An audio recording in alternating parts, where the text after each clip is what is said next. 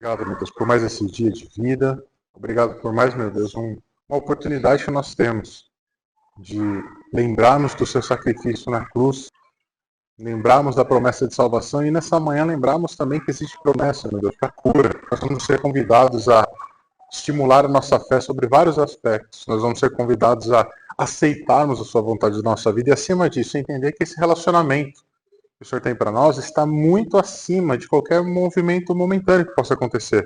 Então, nessa manhã, Senhor, abençoe o professor que voluntariamente se dispôs a ensinar o seu tema, que se dispôs durante a semana a orar pela sua classe, a orar pelos seus alunos, a pensar sobre isso, meu Deus.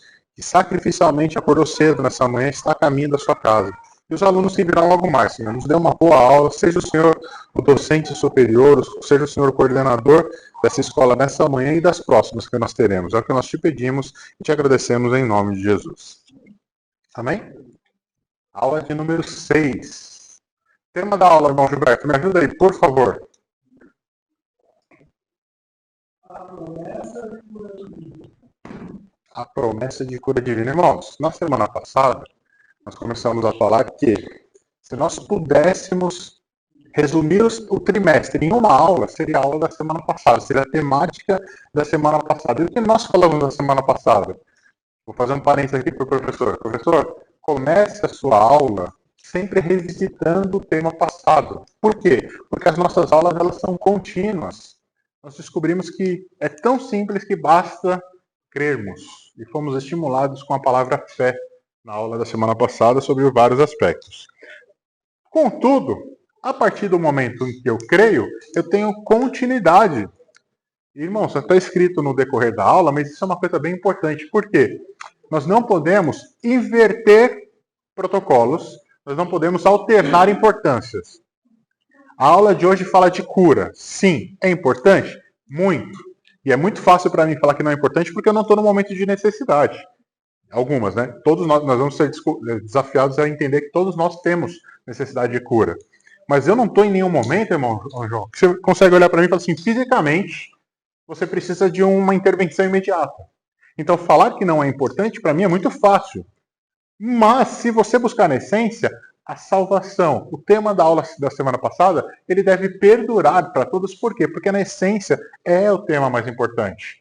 É a forma mais certa. E o que acontece hoje em dia é que nós gostamos de inverter um pouquinho a ordem das coisas. Nós gostamos de pensar que curar se torna mais importante do que salvar. Principalmente as pessoas que buscam vir à casa do Senhor, geralmente elas vêm para receber alguma coisa. Concordam comigo?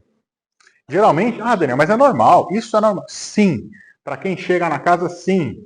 Bom dia para vocês, bom domingo para vocês. Vocês já são da casa, vocês já são cristãos. A maioria aqui já são doutores, já são professores, já são mestres, já precisam de comida mais saudável. Então, não. A nossa relação de hoje não vai ser estimulada pelo menos essencial. O mais essencial já foi falado. Nós vamos continuar falando, mas com o cuidado de não invertermos a ordem. Ficou claro, irmãos? Obrigado. Espero que sim, espero que o silêncio fale por nós, como diz a música.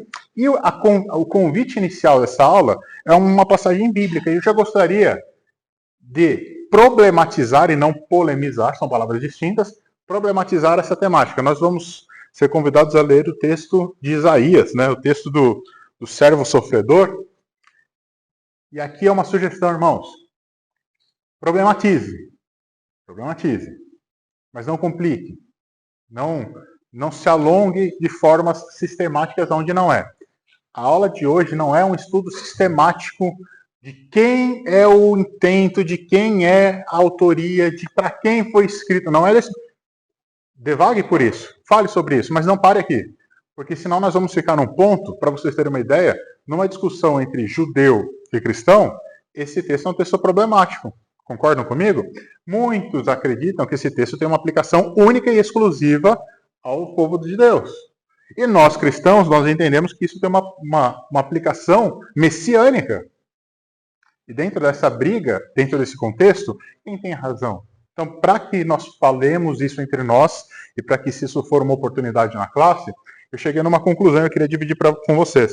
Lá Isaías 53 fala que, olha, ele levou, é título de música, né? Nós ouvimos muitas bandas cantando essa música, muitas bandas boas, a Lagoinha. Aqui na igreja a gente já cantou bastante música, e eu coloquei assim, olha, se nós podemos entender um contexto, sempre que um rei fazia um mal, esse mal era destituído, às vezes, para o seu reinado. Concorda? Sempre que uma autoridade pega no Brasil contemporâneo, se o Lula fizer uma declaração, não importa se eu votei ou não votei nele. Ele é o meu presidente hoje, ele é meu presidente, eu votando ou não votando. Eu vou colher a consequência disso. Quer ver um exemplo? Há 15 dias atrás, o nosso presidente fez uma declaração internacional falando a respeito de contenção de gastos. Sabe o que aconteceu com o dólar? Pum, foi lá em cima. Sabe aonde eu pago isso? Quando eu vou comprar comida no mercado. E às vezes a gente não entende, mas às vezes a declaração de um rei, irmão Antônio, ela sobrepõe para toda a nação. Às vezes a declaração de um prefeito, nós elegemos, há pouco tempo atrás, o prefeito dos próximos 4 anos. As declarações que ele vai dar vai sobrepor uma série de fatores. Eu vou colher, votando no Nunes ou não, eu vou colher as ações que o Nunes vai fazer.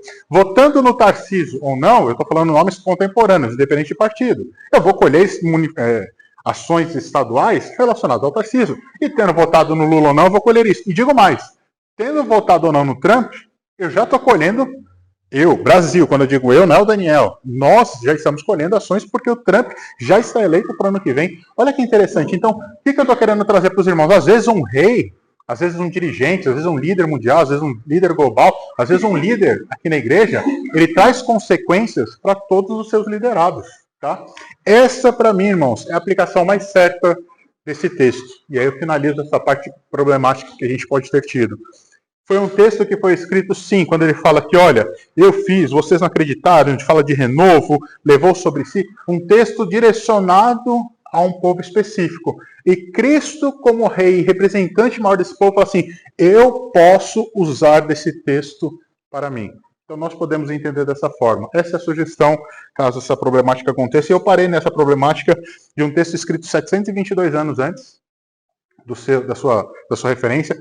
A hermenêutica nos pede uma forma de tratativa dele, né, durante vários debates que eu estava vendo essa semana. Ah, mas isso foi escrito com referência aqui, com referência. A hermenêutica ela ajuda a gente a referenciar o ponto. Se nós tomarmos cuidado, se nós tivermos técnica, é fácil. O problema é quando a gente se pega a uma religião. Não, eu aprendi que é assim e você tem que engolir, ponto final. E vem alguém com um argumento um pouquinho só mais sólido do que o seu e engolir e ponto final se torna uma coisa muito irrelevante para a gente. Tá? Voltando para cá, então, finalizado isso, que Cristo como rei absoluto, ele substitui o seu povo, ou ele representa o seu povo nessa declaração, e nós entendemos dessa forma, e que originalmente o contexto de hoje só é necessário por conta de uma palavra. Nós só vamos aprender sobre a promessa de cura por conta de uma palavra. Que palavra é essa? Não é a paz do Senhor, mas chegou perto. Estou brincando. Estou brincando. Que palavra é essa? Eu só preciso estudar sobre cura por conta de uma palavra. Um de cada vez.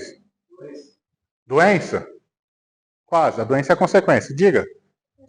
Oração? Quase. Mas obrigado pelo palpite. Eu só preciso aprender de cura porque existe uma palavra, existiu uma palavra. Fé? Quase. Vamos lá. Pode. Pecado, meus irmãos. Só tem necessidade de cura. Isso é uma associação que é muito importante a gente colocar de início. Eu só preciso ouvir de uma promessa de cura porque no passado existiu uma ruptura. Existiu uma falha, existiu um erro, algo que não foi atendido. Existiu um pecado. Nós só precisamos aprender, irmão Luiz, concorda? Sobre esse tema, por isso. E algum dia nós não vamos mais falar sobre isso. Por quê? Porque essa oportunidade não vai existir. Não de ficarmos doentes, mas de pecarmos. Tá? Não vou passar para a parte escatológica, vou ficar na parte textual. Então, o início da nossa aula, obrigado, irmão Tony.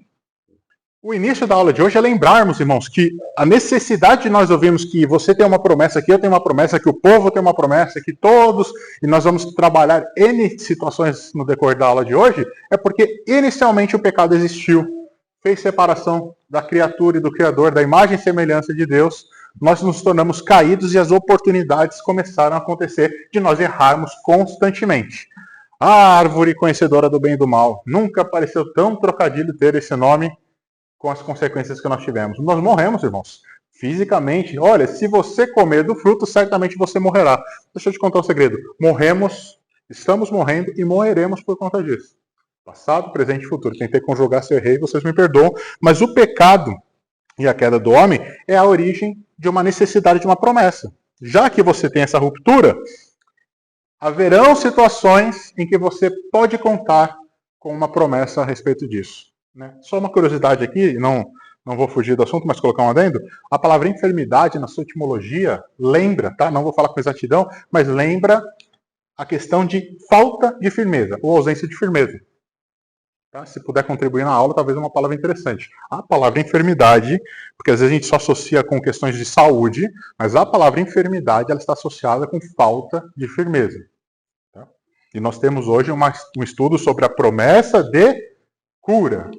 Ok? Tenho certeza que você associou o que nós quisemos aproximar. Eu vou parar em 2 pontos aqui importantes. Temos categorias e causas. Categorias de cura, irmãos, se vocês me permitem, eu separei em 3.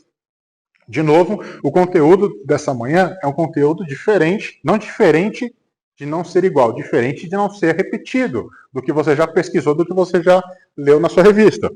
Se eu tenho 3 tipos de categoria, eu vou dividi-las para os irmãos em física, mental e espiritual. Você pode fazer a divisão que você quiser, isso não é técnico, isso é uma sugestão de abordagem.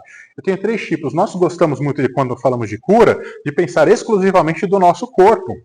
De pensar exclusivamente da dor de cabeça, de pensar exclusivamente de um câncer, de pensar exclusivamente de algo material e físico. Então, sim, a parte física é uma das partes impactadas, é uma das categorias impactadas. Mas eu também tenho um lado espiritual, irmãos, que nós precisamos também de cura. Que Deus abençoe a mente do professor para que ele possa transitar nesse aspecto nessa manhã. Nós também temos o lado mental. E posso falar uma coisa para vocês? A humanidade caminha, talvez, isso vai ser registrado em vídeo, vai estar no canal da igreja, talvez alguns anos. Eu posso nem estar mais aqui. Você pode nem estar mais aqui. E esse vídeo vai chegar numa geração que eu não vou alcançar com as minhas palavras hoje. E a cura física não vai ser tão necessária, irmão Luiz. Talvez nós vamos projetar... Olha só onde eu estou. Eu estou num lugar onde talvez a cura física vai ser desnecessária. Por quê? Porque a ciência humana pode ter conseguido resolver as grandes maiorias desses problemas. Mas eu vou contar um segredo para vocês. A cura espiritual e a cura emocional, elas perdurarão ad eterno. Até que nós nos tornamos imortais, até que a nossa alma volte ao seu Criador, até que nós sigamos para o próximo plano da nossa vida. A parte espiritual, irmãos, é muito importante. A parte mental é... Hoje nós temos doenças, eu não vou devagar muito nisso, mas nós temos doenças que não são nem categorizadas. Sabe aquela sensação que a gente tem? Eu sei, falei que não é devagar, mas vou passar por isso. Sabe aquela sensação que você tem de improdutividade? De não se sentir, eu estou falando de mim. Não estou dividindo isso com vocês. Eu não me sinto produtivo. Eu faço. Eu sinto que eu começo o dia com 10 coisas para fazer e eu termino o dia com 15 coisas para fazer todos os dias. E eu já estou no mês de novembro. Olha quantas coisas eu acumulei esse ano. É uma doença, irmãos. Sabe aquela sensação de ansiedade? Nós chamamos isso de nomes bonitos. Temos 2 problemas. Nós problematizamos, nós romantizamos o errado e nós, para tudo é gripe, irmão Luiz, para tudo é virose. É o problema da humanidade. Romantizar o que é ruim e dar uma tratativa comum para tudo. Né? Você vai no SUS, é virose. Remédio, são 3 tipos de remédio que você tem, dependendo dos sintomas que você tiver. Antibiótico para as crianças, para o adulto, uma determinada medicação, tudo é virose, tudo é gripe, tudo é... Não, irmãos, temos doenças mentais, psíquicos, que não são simplesmente tristeza e alegria. Elas têm nome, elas têm sobrenome. A depressão é uma doença presente no nosso meio. Pessoas pensam em tirar a sua vida no nosso meio, na nossa igreja. Por onde essa mensagem chegar? Por conta de mente. Eu contei para vocês o exemplo de um bilionário que ele tinha 16 bilhões de dólares investidos e ele perdeu 1 bilhão de dólares e se matou no dia seguinte. E ele deixou uma carta contando que ele não poderia viver com essa vergonha. Alguém que juntou 16 perdeu 1, para mim eu falei assim, irmão, eu viveria com 1/5 disso. Do que ele perdeu, tá, irmão? Não tô nem falando do que ele tinha. Com 1/5 disso eu viveria muito bem, mas perder isso para ele foi algo significativo. Então, a nossa mente é um processo importante. E da alma e do espírito, irmãos, cada vez mais. Vamos ler lá em Salmos, né? Olha, a minha alma dentro de mim, ela tá abatida. Por que você tá abatida? Por que você tá contrita? Espera um pouquinho, eu ainda vou ver. Não. Eu vou lembrar do meu Criador, a minha alma precisa disso. Então, sim, nós não podemos ignorar essas três categorias, recapitulando: físico, espiritual e emocional. Eu tenho 15 minutos, eu estou na segunda linha, irmãos. Difícil, mas o Senhor vai dar graça aqui. Oh, meu Deus, me ajuda no meu processo de sintetizar o assunto, né? Eu sou muito prolixo.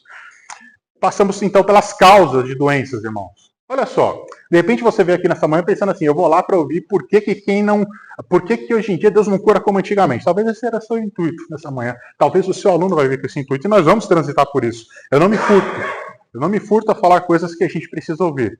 Mas olha quantas coisas são mais importantes. Não altere o nível de importância. Talvez não alterar o nível de importância é a resposta que a gente precisa. A gente vai chegar lá. Causas. Toda vez que nós falamos sobre, então, a deformidade do pecado, a deformidade da queda, nós falamos que essas causas elas podem ser possessão demoníaca. Então, sim, o diabo ele tem os seus anjos, o mal ele tem um efeito sobre nós, sobre doenças, e em qualquer uma dessas três categorias. O seu corpo pode padecer por ação demoníaca, o seu intelecto pode padecer por interação demoníaca, e o seu espírito pode adoecer por intervenção demoníaca. Possessão demoníaca existe, tá, irmãos? Nós vulgarizamos essa possessão por conta da televisão e alguns grupos, né, irmão Luiz, que fazem disso um show. Olha, vem cá, vamos dar uma entrevista aqui, e aí como foi seu dia, como está o dia no inferno? Isso aí não é possessão demoníaca, isso é um talk show do diabo. Isso tem um mercado, mas a possessão ela existe.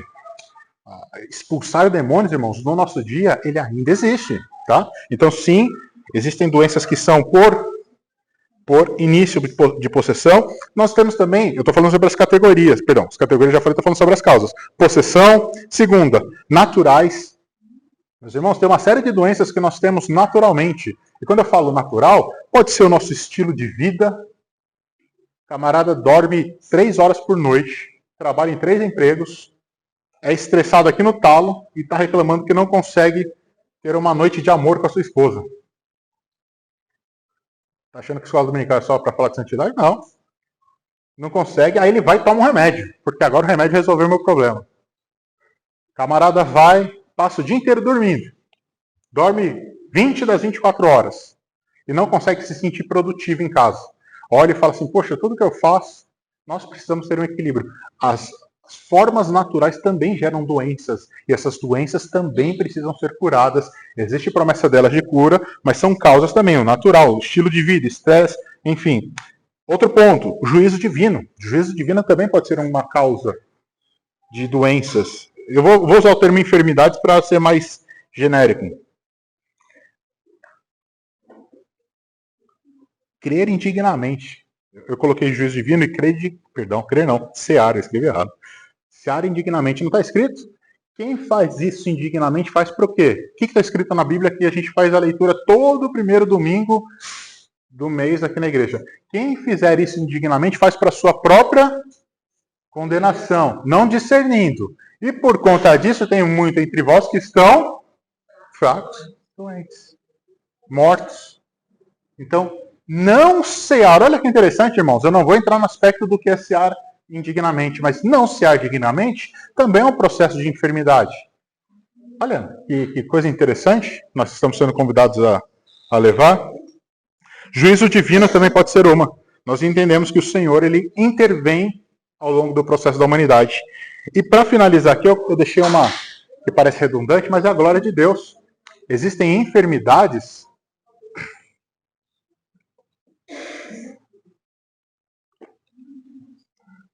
lubrificar as cordas. Existem enfermidades, irmãos, que elas são provenientes da vontade de Deus para a glorificação do seu nome.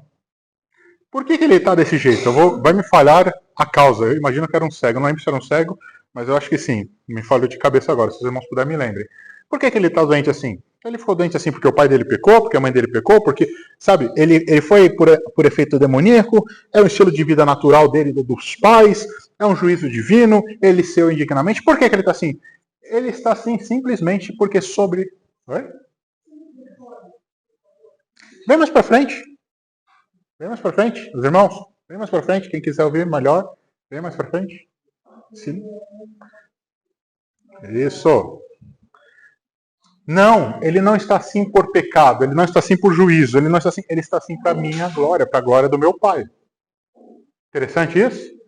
Você já parou para pensar quantas vezes algumas coisas são deformadas para você, para que a glória de Deus seja revelada através dessa deformidade?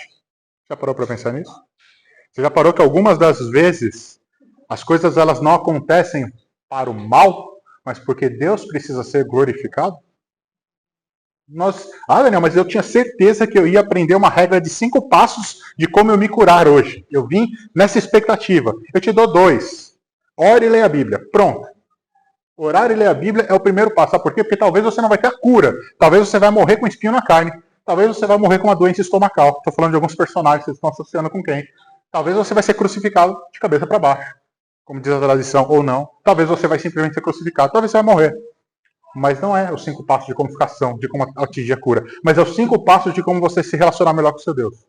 Entender nele o seu propósito. E aí eu coloquei aqui que independente dessas causas, eu tenho mais 10 minutos, todas elas são permissão de Deus. Alguém discorda disso? Esse é o momento. Sabe aquela hora que o padre fala agora o cálice para sempre, irmão Luiz? Agora é o momento. Alguém discorda disso? Que todas elas são atos permitivos de Deus? E quando eu digo de permissão, se eu entendo que eu tenho um Deus que ele intervém no universo e que ele tem os 3 atributos que nós o chamamos, onipotente só por si já seria suficiente, né? Mas nós reforçamos essa ideia de onisciência e onipresença.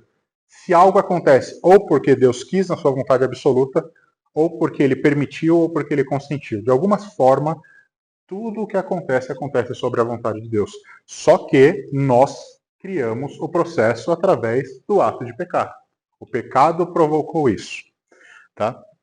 Irmãos, para passar, eu vou passar aqui de um bate-bola, porque eu gostaria de gastar pelo menos um tempinho maior que a última etapa. Não tem um padrão. Cuidado com padrões. Cuidado com padrão. Sabe o que é um padrão, Luiz? Eu posso olhar para o senhor e entender que os sintomas que o senhor tem eu já vivi. Então, se o senhor tomar o remédio que eu tomei, vai te fazer bem como fez para mim. Concorda com isso? Não. Talvez o remédio que funcionou para o Paulo, estou usando o nome dele, Paulo, para ser pessoa física, não funcione para Cris. Talvez o remédio que funcionou para o John não funcione para o Daniel. Mesmo os sintomas sendo iguais. Então, se eu estou falando de sintomas físicos, imagina os espirituais.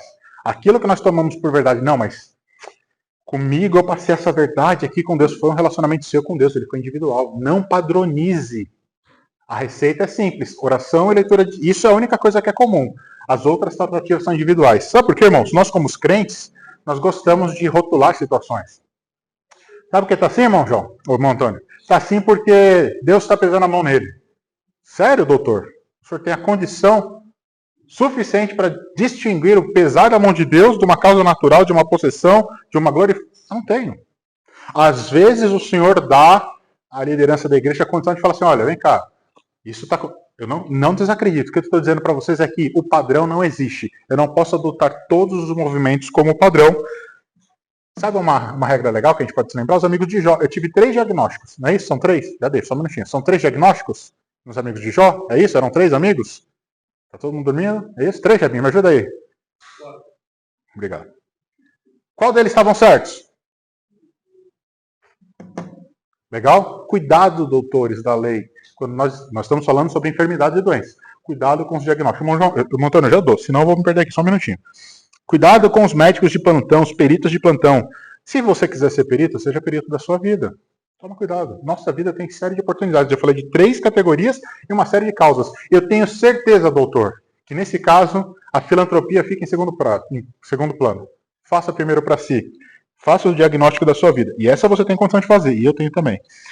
Não podemos relacionar as curas com o nível de espiritualidade. E eu vou fechar esse primeiro ponto. Ô, irmão Luiz é um homem de Deus. O irmão Luiz, quando ele põe a mão, Deus cura. Ou então pior, né? Tá passando isso, irmão Luiz? Porque o senhor precisa melhorar um pouquinho. Tá com 70 anos de casa, precisa melhorar um pouquinho no relacionamento com Deus. Deus está te cobrando. Não relacione o nível espiritual com o nível de cura. Muitos servos fiéis do Senhor partiram durante a pandemia, irmãos. Eles não partiram porque eles foram infiéis. Deixa eu contar uma coisa para você. Eles não morreram de pandemia, eles não morreram de vírus. As pessoas não morreram de uma queda, não morreram por um atropelamento porque foram menos fiéis ou mais fiéis. O carro atropelou, irmão Antônio. Tanto fiel quanto infiel. O busão passou por cima daquele que crê, daquele que não crê. Não é nível espiritual que revela isso. Nós estamos sendo desafiados nessa manhã a entender a diferença entre esses pontos. Não, mas eu sou sobrenaturalmente. Nós vamos falar do dom de cura. Eu sou sobrenaturalmente capacitado para isso. Deixa eu te contar um segredo. Eita, lascou. Se eu contar o segredo, eu não vou contar outras coisas, mas eu vou contar esse segredo. Lembra da cura do tanque de Betesda? Há muita controvérsia sobre como era esse procedimento. Se era um ritual satânico, se era um ritual de outras religiões, se era algo cristão. Eu não vou entrar nesse mérito, mas o ponto é, existia um tanque e quando as águas se mexiam, o primeiro que deitava era curado, ok? Isso é fato passivo. Todo mundo concorda com isso? Quantas pessoas tinham nesse processo do tanque? Várias, irmão Luiz. E aí Jesus entra no tanque e pergunta para você, você quer ficar curado? Sabe para onde a pessoa olha? Olha para o tanque. Fala, eu queria, mas ninguém me leva para lá. Quantas pessoas estavam no tanque? Um monte. Quantas foram curadas naquele evento? Só uma. Você realmente acha que Jesus não tinha vontade de curar todas as outras? Ou pior, eu estou colocando para você refletir, eu não estou te dando respostas. Ou pior, quando eu visse que aquele foi curado, qual seria a minha reação imediata? Eu também quero. Não era assim com as águas? Por que com Jesus foi diferente? Ele levantou. O nível espiritual não está relacionado com o processo de cura ou com o processo da enfermidade. Não relacione isso. Nós temos 3 situações e com ele eu fecho essa primeira etapa de processo de cura. Eu vou contar um testemunho que eu vi na internet essa semana. Tive 3 processos de cura. Primeiro, um adolescente, ele passou muito mal, ele veio até a igreja e o Senhor o curou instantaneamente. Conheço um amigo nosso de trabalho, Danilo não está aqui, mas se tivesse ele ia se lembrar. Ele passou muito mal, está com enfermidade, está com infecção de urina. Nós oramos por ele. E à noite, ele tocando violão, pedindo a Deus misericórdia, instantaneamente a dor dele sumiu. Processo de cura. Conheço um outro processo de cura de uma pessoa que está com gota, passou a semana inteira com dor no pé e quando tomou o seu remédio para a gota sumiu. Segundo processo de cura. Terceiro processo de cura. Conheço uma pessoa que morreu de câncer. Crente, servo, fiel, honesto, digno, temente a Deus, fervoroso, e morreu de câncer. Também foi curado. Porque nós não entendemos que o processo se limita aos 70 anos onde nós vivemos aqui. O processo de cura ele pode acontecer em qualquer uma dessas 3 etapas. Você pode ser curado sobrenaturalmente. Quando o pastor ora, e o pastor não é uma figura só do Paulo, o pastor, o convidado, o orador, o pregador, o enviado de Deus para falar conosco durante um culto, ele fala assim, vem cá, quem quer receber oração? Isso é bíblico, nós vamos ver daqui a pouco. E Deus manifesta a sua cura sobrenaturalmente de forma ordinária. Vem cá. E a coisa acontece. Mas você não pode furtar aí no médico, a fazer diagnóstico, a fazer exame preventivo, a tomar um remedinho se tiver uma pressãozinha alta, a cuidar da sua saúde, a comer melhor, a fazer o que te compete para que essa cura seja progressiva. Ou então, ainda mais, não torna Deus menor se você morrer com esse problema que você tem, seja ele qual for. Paulo é mencionado como tendo um espinho na carne e tem 4 grandes teorias do espinho na carne. Eu não sei qual delas é a mais verídica, mas existe uma verdade nessa história ainda maior do que qual era o espinho. É que ele não se importou em dizer qual era pra gente. Ele sabia que ele ia morrer com aquele problema. Timóteo é instruído a questão do uso do vinho por conta dos seus problemas estomacais. Timóteo, você acha que realmente Paulo não orou incansavelmente pela cura de Timóteo? Seu amigo, seu discípulo fiel, grande, orou e não foi curado. Deixa eu te contar um segredo. Eu falei que tinha um spoiler para isso. Eu vou parar no spoiler com o ponto cuidado com o ego. Cuidado com o ego. Existem muito mais. Eu ia fazer a pergunta, mas eu vou mudar. Eu vou dar a afirmação para vocês. Existem muito mais não milagres na Bíblia do que milagres. Silêncio, né? Eu vou contar de novo para vocês. É que às vezes a gente lê a Bíblia correndo, e quando eu digo correndo de forma corrida, não rápido, eu vou lendo capítulo 1, 2, 3, 4, e parece que tudo aconteceu estrondosamente, mas existem muito mais não milagres do que milagres. Quer ver um exemplo? Vocês conseguem mencionar para mim algum milagre com Pedro? Eu vou usar os apóstolos. Pedro, algum milagre rápido com ele? Algum milagre que você tenha lido na Bíblia? Alguma coisa que aconteceu com Pedro, com a família dele, com os parentes dele, com o tio dele, com o cachorro, com o papagaio. A sogra, né? Não é um exemplo tão bom, talvez, mas estou brincando, irmãos. Ame sua sogra. Aconteceu sim um milagre com a sogra de Pedro. Mas não aconteceu um milagre na hora que chegou a vez de Pedro morrer em defesa do que ele acreditava. Pedro morreu crucificado. E aí? É mais importante curar minha sogra ou me salvar da morte? Depende. Existem muito mais não milagres. Se você entender de forma humana, e esse é o desafio da manhã, existem mais não milagres do que milagres. Porque para mim, o maior milagre foi a morte dele. Vou contar outro exemplo. Eu sempre passo por essa passagem quando eu falo de milagres do Novo Testamento, a de Lázaro, porque é impressionante. A contextualização de Lázaro foi para falar assim, isso é sem precedente. Deixa eu abrir um parênteses aqui. Não sei quem que disse, Tiago? Talvez não. Mateus, me ajudem. Fala que se todos os milagres e as ações de Jesus fossem transcritas, nós não teríamos livros que comportariam essas ações. Quem? Obrigado, professor João. Porém, algumas foram minuciosamente escolhidas para estarem lá. Então, assim, deixa eu te contar um segredo. Toda vez que você ler um texto bíblico, principalmente relacionado a Cristo e seu milagre, existe um motivo específico para que aquilo esteja ali. Então, foi escrito dedicado para que nós aprendêssemos de alguma forma o motivo disso. E dentro delas tem a história do Lázaro, né? Se eu trocar alguns nomes, irmão, nos perdoa, a dislexia. Eu tenho algumas doenças psicossomáticas aqui.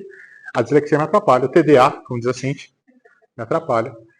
Mas Lázaro é convidado, depois de um certo tempo de morto, a sair para fora.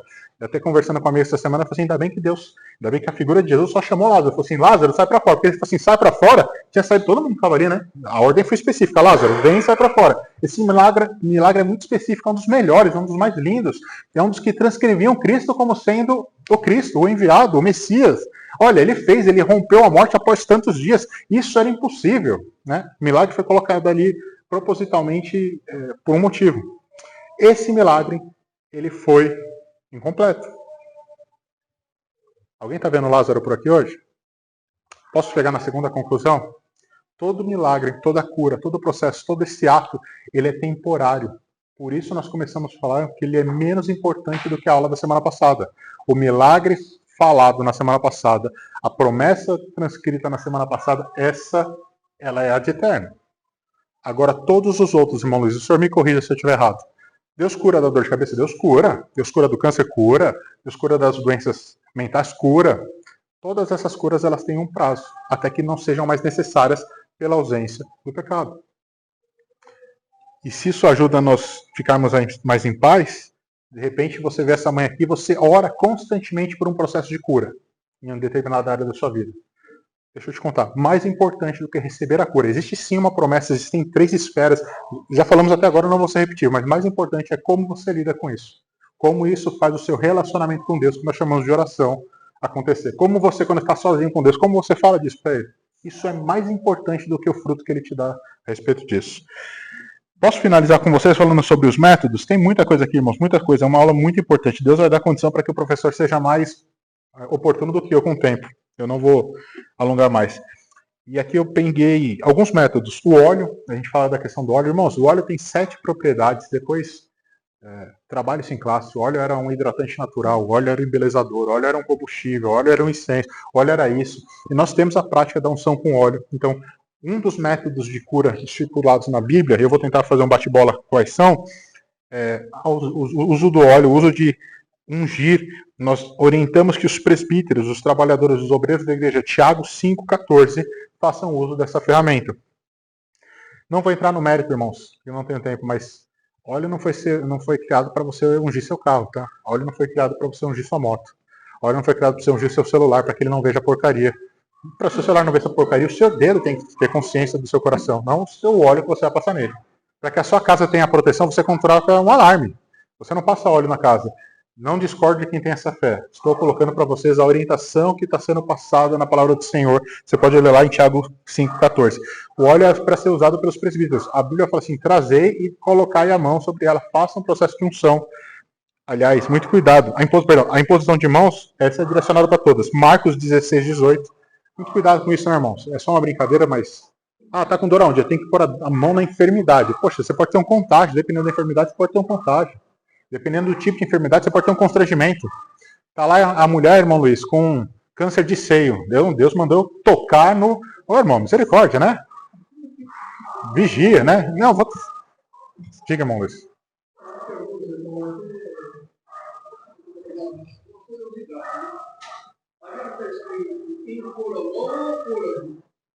É uma curiosidade. Como está escrito, irmão Luiz, por favor? Então, muito cuidado, né?